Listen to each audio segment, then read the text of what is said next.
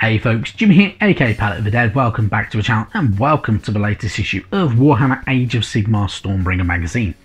As per usual with all these videos, if you like them, hit the like button, subscribe to the channel if you haven't already, and of course drop us a comment down below. I love hearing back from you guys and it goes a massive way to helping out the channel too.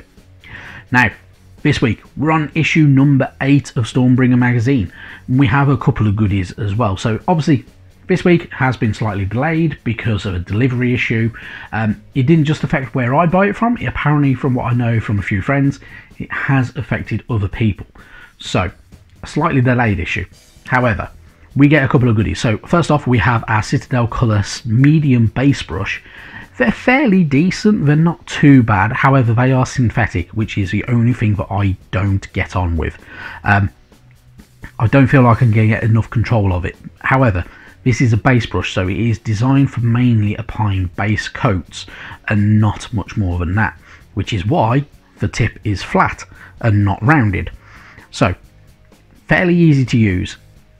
Whether I'll use it, I do not know, in all honesty, but the Citadel synthetic brushes are one of the better brushes for synthetics that I've used in a long time, and I do kind of like it in a roundabout way. Anyway, moving on to the minis, the good stuff. Obviously, we have Stormcast Eternals this week, and we have our Lord Imperatant and Gryph-hound. I quite like these minis. He looks pretty cool. He's got a pretty good badass pose. He can actually have one of two heads as well, so you can either have him without the helmet or with the helmet. Entirely up to you, but he looks pretty decent with both. So, not too bad, pretty cool stuff. The Gryph-hound doesn't have any build options, unfortunately, but of course, with it being a Gryph-hound, you have many different colours you can choose from. So you can go orange, greys, blacks, whites, beige, whatever. Entirely up to you. Go wild with it, have a bit of fun. I have got a painting video from a long time ago where I painted up a few different colours of Gryph-hounds, if I remember rightly. Yeah, and you'll find other people that have done very similar. So it's worth checking out, just so you can get some ideas and have a bit of fun with it. But really good minis this week, so I do quite like them. And, you know, should be good fun. Moving into the issue, of course, we are greeted by the Lord Imperatant and Gryph-hound. So, Lord Imperatants are the supreme strategists of the Stormcast Eternals. Their role is to command the forces on a truly vast scale, directing armies of Stormcast Eternals across sprawling territories. They do this from the heart of battle itself, directing nearby troops with thunderous commands. So, obviously, as an ongoing thing with good old Stormbringer magazine, you can give everything character traits, which makes the characters more yours, which is pretty decent for pretty much anything from the Age of Sigmar nowadays. So, you can roll, obviously, your d6 to give your character traits for the Lord Imperatant. On the other side, you can give character traits and names for your Gryph-hounds as well. So, entirely up to you how you want to go about doing that. And, of course, you can generate their names and write them there, give them some great deeds, and have a bit of fun with it. Really good stuff. So, obviously, with all of these, they make the game yours, and make your army your army, which is pretty decent as well. So, yeah, enjoyable. Moving on, though, we have our build guide for this week. It's a fairly straightforward build guide, I'm not going to lie to you. You will have a bit of fun with it. Just make sure you're clipping it and be careful with any parts. Dry fit them if you need to make sure that they do fit in correctly.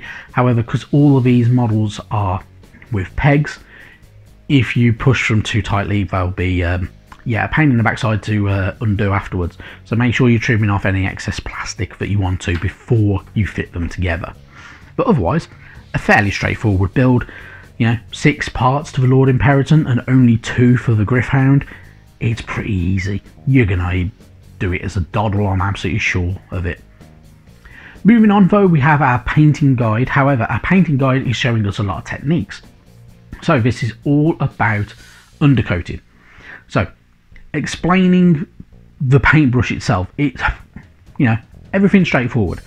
Obviously, you have your bristles at the very tip of your brush, which is, the nice flat bit there. when it focuses. You have your handle, which is your main shaft here. You have the actual tip, which is the very, very top point of your bristles. You have your sides, and which is just, you know, there and there if you want to use them like that. And of course, a ferrule. So the ferrule is holding it all together. And that's it pretty much. You know, it's all about utilizing and using your brush correctly.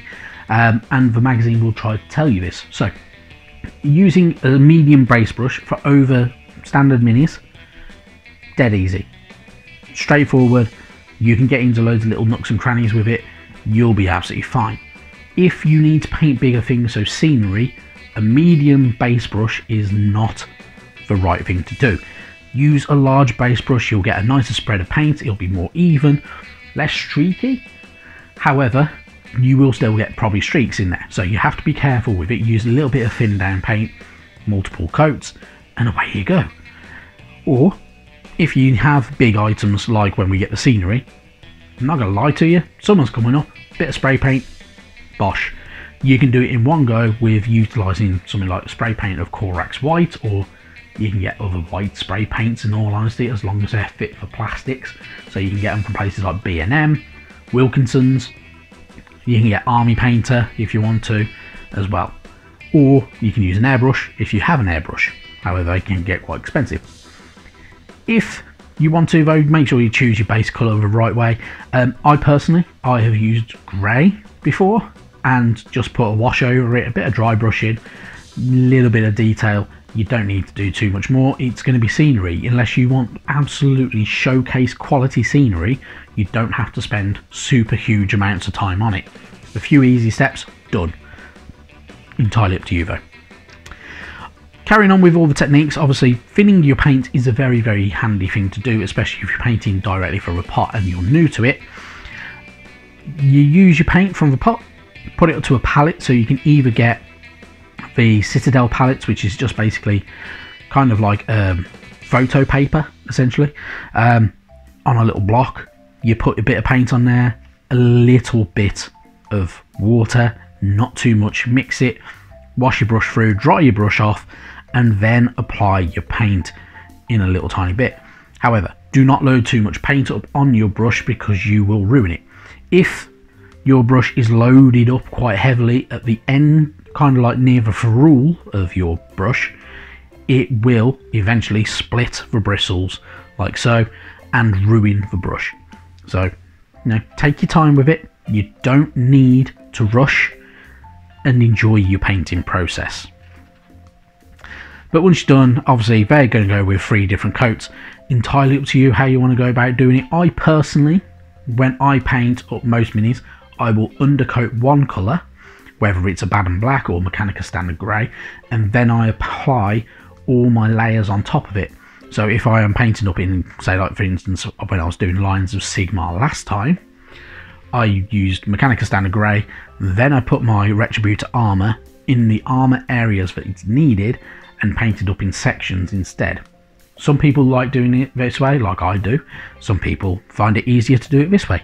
Entirely up to you. Have fun with it, and obviously just don't overload it because you'll lose detail as you go. Moving on though, you get your how to paint guide for the Lord Imperator and Gryph-hound.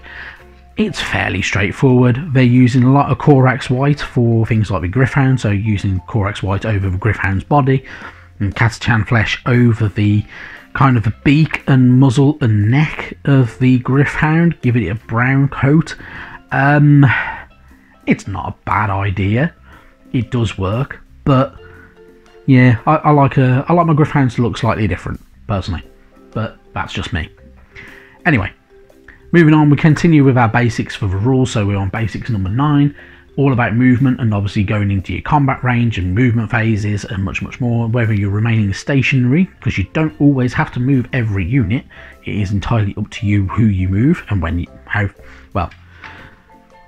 what you move them to, and much, much more. You can also use charge and combat phases all in one to pile in and have a bit of fun. And then lastly, we have our playthrough for this week. Taking hold, we're utilising still the circular side of the playmat.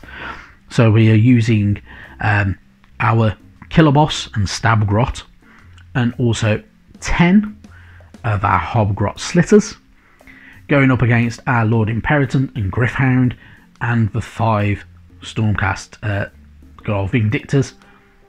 Not too bad. It's pretty decent. It's a pretty decent little battle. You'll have a bit of fun with it, I'm absolutely sure.